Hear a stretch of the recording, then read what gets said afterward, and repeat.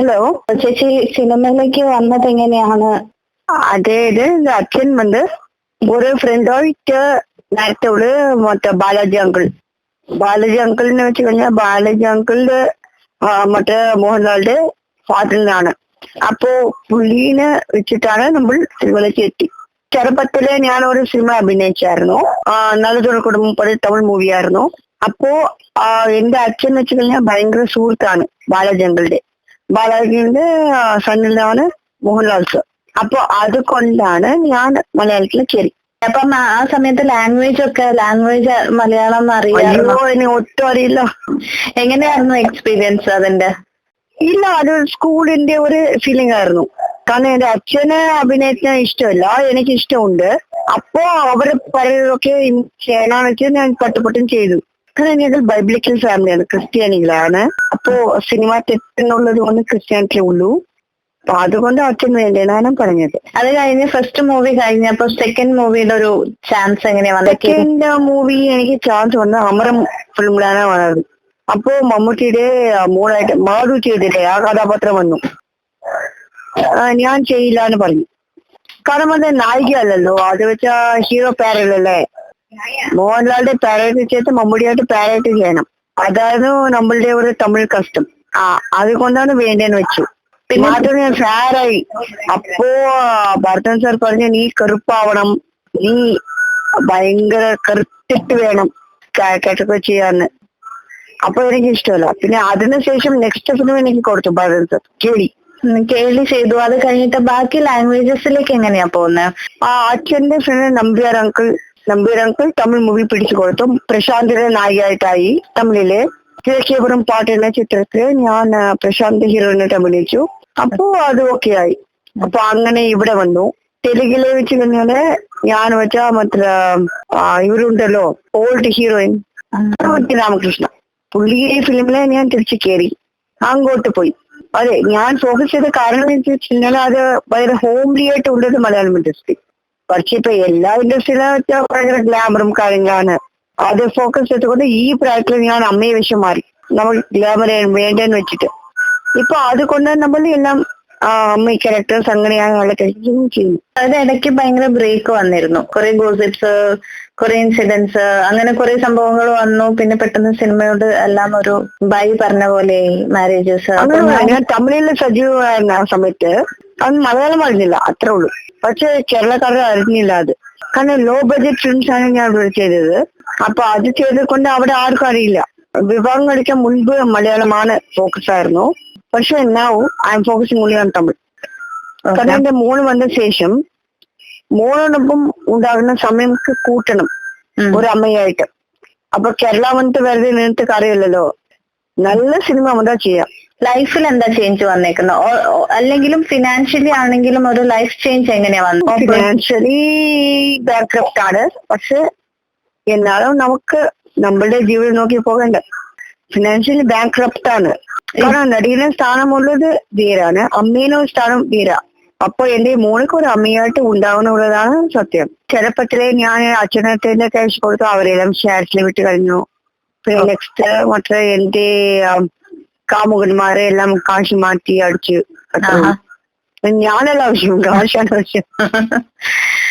അറിയില്ല, അറിയാതെ പ്രായമായിരുന്നു. അപ്പൊ എല്ലാം ചോദിച്ചപ്പോ എല്ലാം കൊടുത്തു, അത്രേ ഉള്ളൂ. ഇപ്പൊ പോലും പുറത്തെ പോയിട്ട് വരുന്ന ഓട്ടോയിലാണ്, ഓൾ ടാക്സി. ഇതാണ് ഇപ്പോഴും സംഭവം. ഇപ്പോഴും ആൾക്കാർ ഇപ്പൊ പറയുകയാണെങ്കിലും, ചേച്ചിയുടെ ഒരു പേര് പറയുകയാണെങ്കിലും എല്ലാരും ചേർത്ത് വെക്കുന്ന ഒരു പേര് ബാബു ആന്റണി പറയുമ്പം ഭയങ്കര ഒരു ആ സമയത്ത് കുറെ വിവാദങ്ങൾ ഉണ്ടായിട്ടുണ്ടായിരുന്നു. ചേച്ചിയുടെ ലൈഫിലാണെങ്കിലും കുറെ ഇതുണ്ടായി. അപ്പൊ ആ ഒരു ഇത് എങ്ങനെയാ കാണുന്നത്? ഞാൻ വെച്ച് കഴിഞ്ഞാൽ എന്റെ ജീവിതം നന്നായിട്ട് വന്നപ്പോൾ ഞാനാണ് ചർച്ചത് ഈ ആള് വിശ്വസിച്ചിട്ട്. ഈ ആള് വിശ്വസിക്കാൻ മേലാണ്ടിരുന്നുണ്ടെങ്കിൽ ഓക്കെ ആയിരിക്കും. ഓക്കെ, അപ്പൊ പുള്ളിനെ കുറ്റം പറഞ്ഞ കാലമാണ്, വിശ്വസിച്ചിട്ട് ഞാനല്ലേ. ഓക്കെ, അപ്പൊ ഫാമിലിയിൽ ബാക്കി ആർക്കും അങ്ങനെ എതിർപ്പൊന്നും ഉണ്ടായില്ല? എല്ലാവരും ഇഷ്ടമുണ്ടായിരുന്നു, പുള്ളിക്കും ഇഷ്ടമുണ്ടായിരുന്നു. പക്ഷെ പെട്ടെന്ന് വെച്ച് കഴിഞ്ഞാൽ മറ്റേ ഗ്രീൻ കാർഡ് അമേരിക്ക ഉള്ളത് കൊണ്ട് പുള്ളി പെട്ടെന്ന് നമ്മുടെ വിട്ട് കഴിഞ്ഞു. ഞാൻ ഒരിക്കലും പ്രതീക്ഷിച്ചില്ല. സാരമില്ല, എനിക്ക് പുള്ളിയോട് ഒന്ന് പറയാനുള്ളൂ, എന്തായാലും നല്ല ഒരു ഫാമിലി വന്നു, കുട്ടികളൊക്കെ ഉണ്ടായി, നന്നായിട്ട് ജീവിച്ചു പോകട്ടെ, ഞാൻ പ്രാർത്ഥിക്കാം. അത് മാത്രമുള്ളൂ പുള്ളിയോട് എനിക്ക് പറയാനുള്ളത്. I'll tell you very something. Think positive in life. Okay. Do good to others. Good will come to you. അത്രേ ഉള്ളൂ. നമ്മൾ ഒരാൾ ചതിച്ചുവാണെങ്കിലും പോലും നമ്മൾ ചതിക്കാതെ പാടാ ഇല്ല. I don't know Malayalam. I'm saying if somebody is trying to hurt you, don't try to hurt them back. We'll only give good to other people. തമിഴില് cinemas ഒക്കെ ഉണ്ടല്ലോ ഇപ്പൊ ചേച്ചിക്ക്? തുടങ്ങി ഇപ്പൊ തന്നെ എന്റെ നല്ല സജീവം തുടങ്ങി. നല്ല സിനിമ ഉണ്ട് തമിഴില്. തമിഴില് എന്നെ ഒരു അമ്മയായിട്ട് കാണുന്നുണ്ട്, തെലുങ്കിന് അമ്മയായിട്ട് കാണുന്നുണ്ട്, നല്ല നടിയായിട്ട് കാണുന്നുണ്ട്. മലയാളം അഡ്ജസ്റ്റ്മെന്റ് ചോദിക്കാൻ. മലയാളം മാത്രം എന്തിനാ ചാമ ഇങ്ങനെ ചോദിക്കുന്നത്? ഒരു നല്ല നടീനെ ഒരു നല്ല നടിയായിട്ട് ഭാവിക്കാതെ ജസ്റ്റ് മറ്റേ കടക്കെന്ന് പറഞ്ഞാ ഓക്കെ. ഞാനൊരു ക്രിസ്ത്യാനിയാണ്, സത്യം. അഡ്ജസ്റ്റ്മെന്റ് എന്ന് പറഞ്ഞ എന്താ സംഭവം? ഒരു കടന്നാളാണ് നടി, അതെന്താ മലയാളം മാത്രം ഇങ്ങനെ? Not Telugu, not Tamil, not Kannada. Why Malayalam is like this? Issue എല്ലാവരും നമ്മൾ only in Malayalam. Everybody wants us to lie down. ഒരു പ്രായത്തിന്റെ ഒരു ഇതില്ല, ഒരു ബഹുമാനമില്ല. That's all. അപ്പൊ ഒന്നല്ല വാ കടക്കെന്ന് പറയും മലയാളം മാത്രം. Why not Telugu, not Tamil, not Kannada? Why is Malayalam like this? That is why Chamala does not come back to Malayalam. Chamala എന്തിനാ മലയാളം വരാതെ വെച്ചാൽ ഈ കടപ്പാണ് കാരണം. എല്ലാവരും ചോദിക്കുന്ന കൊണ്ടാണ് ചാമല വരാതെ. That's all. തിരിച്ച് വരാന്ന് വെച്ചാൽ വരാൻ എനിക്ക് ഇഷ്ടം, പക്ഷെ കടന്നിൽ തന്നെ വരാൻ പറ്റില്ല, എനിക്ക് ഇഷ്ടമല്ല.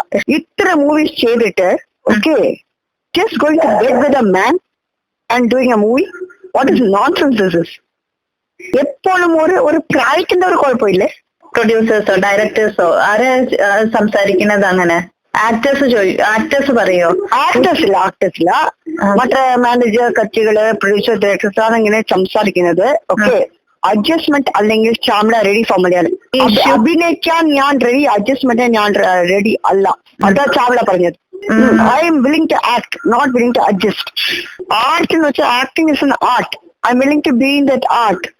Okay, not in the sexual activity. That's not my job. That's a prostitute's job. അത് എന്റെ ജോബ് അല്ല. എന്തിനാ മലയാളം ഇൻഡസ്ട്രി മാത്രം ഇങ്ങനെ ചോദിക്കുന്നത്?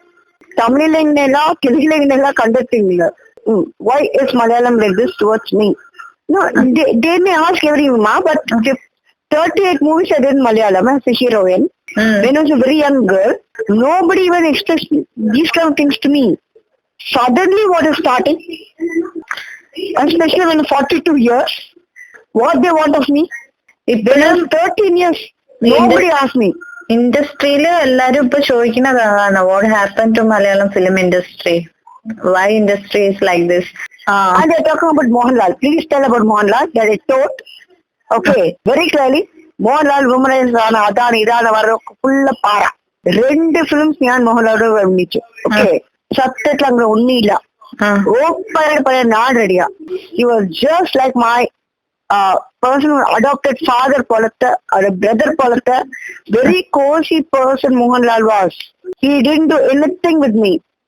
He given a movie, but everybody is saying shit about Mohanlal, which I don't like. Mohanlal സാറിനെ കുറിച്ച് ഉള്ള ഒരു മോശമായിട്ടുള്ള മോനെ ചാമല കേൾക്കാൻ താല്പര്യം ഇല്ല. He was always a brother or adopted father to Chamla. He gave 2 movies to me. It was his recommendation. His father-in-law was Balaji, my father's friend. It was always very morning, 5-star chocolate. Then evening he'll say, if you're saying original dialect properly, I'll give you ice cream. ഇങ്ങനെ ഒക്കെ പെരുമാറി ഒരു കച്ചിന് okay ഇന്ന് വുമനൻസ് ആയിട്ട് അങ്ങനെ ഇങ്ങനെ കാണാൻ എനിക്ക് ഇഷ്ടമില്ല. ഞാനത് സ്വീകരിക്കില്ല. അതിന് I don't take it up. അത് കേൾക്കാൻ എനിക്ക് താല്പര്യം ഇല്ല. ചേച്ചി കുറച്ചുകൂടി ഇപ്പം റിലീജിയസ് അല്ല, കുറച്ചുകൂടി ഇതിന് ഡിവോട്ടി ആയി, അങ്ങനെ ഒരു ഇതിലേക്ക് കുറച്ചുകൂടി ഫോക്കസ്ഡ് ആയി. into Jesus Christ, Jehovah, I'm totally Jesus and Jehovah. I worship them. I'm into Christianity totally. Jehovah, Jesus ആണ് നമ്മളുടെ ഒരു എവറിത്തിങ്. അവരെല്ലാം ഫുൾഫിൽ ചെയ്യുന്നുള്ള ഉറപ്പായിട്ടാണ് നമ്മൾ പോകുന്നത്. നാളെ അവർ വിചാരിച്ച ഞാൻ വന്നില്ലെങ്കിലും മലയാളത്തിന് ഈ കാരണം കൊണ്ട് ഞാൻ വന്നില്ല, പക്ഷെ എന്റെ മോൻ നാളെ ഒരു നായകനാകാൻ സാധ്യത ഉള്ളൂ. കാരണം എന്റെ ഫേസ് ഇഷ്ടപ്പെട്ട മലയാളി പ്രേക്ഷകന്മാര് സെയിം ഫേസ് ഉള്ള ഒരു നായകനെ പ്രേക്ഷിക്കും. Because my son is loss copy me. ആണല്ലേ? സെയിം ഫേസ് ഉള്ള ഒരു നായകന് ശ്യാമള ചേച്ചി ഇഷ്ടപ്പെട്ട പ്രേക്ഷകർക്ക് ആ സെയിം ഫേസ് ഉള്ള ഒരു നായകൻ ഇഷ്ടപ്പെടും. എന്റെ ഉറപ്പ്.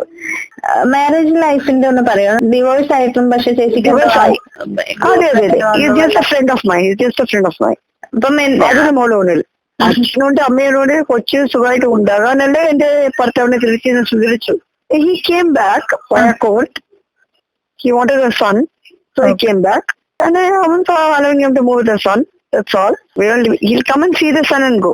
Because he needs daddy and mummy. So he'll go for outing with his father. സിനിമയൊക്കെ പോയി അച്ഛനോട് കണ്ടിട്ട് വരും, ഹോട്ടലിൽ പോവും, ഭക്ഷണമൊക്കെ കഴിച്ചിട്ട് വരും. അത്രേ ഉള്ളൂ. എനിക്ക് ഫിനാൻഷ്യലായിട്ട് പുള്ളി ഒരു സപ്പോർട്ട് ചെയ്യില്ല, ഞാനാണ് മാനേജ് ചെയ്യുന്നത്. അപ്പൊ അവന്റെ സ്കൂൾ ഫീസ് നോക്കുന്നത് തമിഴ്നാട് മറ്റേ വിശാൽ കാർത്തി നടികർ സംഘം പുള്ളിയാണ് എന്റെ മോന്റെ സ്കൂൾ ഫീസ് പേ ചെയ്യുന്നത്. ഫിനാൻഷ്യലായിട്ട് നോ സപ്പോർട്ട്. സെക്കൻഡ് മാരേജ് ആയിരുന്നല്ലോ ഇപ്പൊ ഡിവോഴ്സ് ആയി എന്ന് പറഞ്ഞത്. അപ്പൊ ഫസ്റ്റ് മാരേജിന്റെ ഒരു ഡീറ്റെയിൽസ് എങ്ങനെയായിരുന്നു? ഫസ്റ്റ് മാരേജ് കിഷോർ സത്യ, വെച്ചിട്ടൽ നടൻ, പുള്ളിയാണ് ഫസ്റ്റ്.